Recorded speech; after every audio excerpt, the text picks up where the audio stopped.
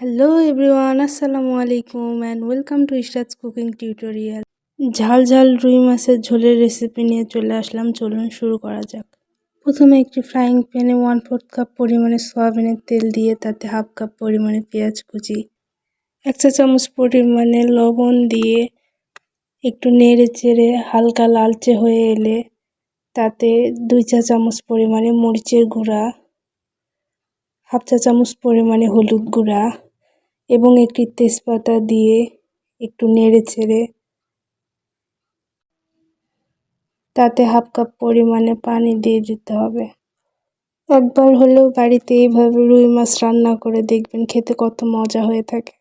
হালকা একটু নেড়ে চেড়ে তাতে 1 চা চামচ পরিমাণে আদা জিরা বাটা দিয়ে একটু নেড়ে চেড়ে 2 টুকরো দারুচিনি দিয়ে তার মধ্যে 2টি টমেটো টুকরো করে কেটে দিতে হবে। টমেটো দেওয়ার ভিডিওটি তুলতে আমার মনে ছিল না, আপনারা দিয়ে দিবেন। ঢাকনা দিয়ে ভালো করে কষিয়ে নেবেন। রুই মাছ আলাদা করে লবণ হলুদ মরিচ দিয়ে ভেজে নিয়েছি। মাছের মশলাগুলো যত ভালো করে কষাবেন খেতে তত বেশি ভালো হবে।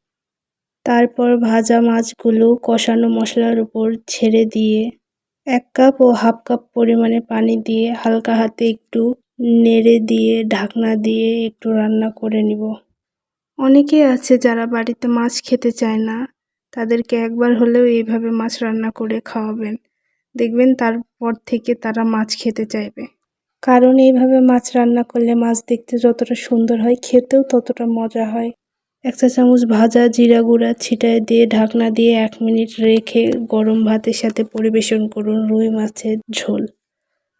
আপনি যদি আমার চ্যানেলে নতুন হয়ে থাকেন তাহলে প্লিজ চ্যানেলটি সাবস্ক্রাইব করুন এবং পাশে থাকুন। Thanks for watching. আল্লাহ হাফেজ।